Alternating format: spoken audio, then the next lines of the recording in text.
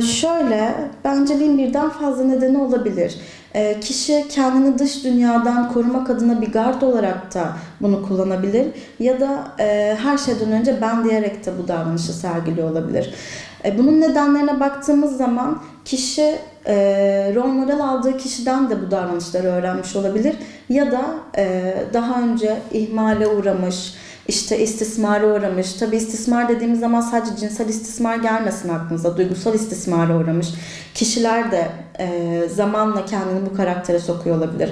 Zaten bunların temeline baktığımız zaman bencil karakterdeki kişiliklerin çocukluğa dayanan ebeveyn tutumları, maruz kaldıkları ebeveyn tutumları bu hale getiriyor ne yazık ki kişileri.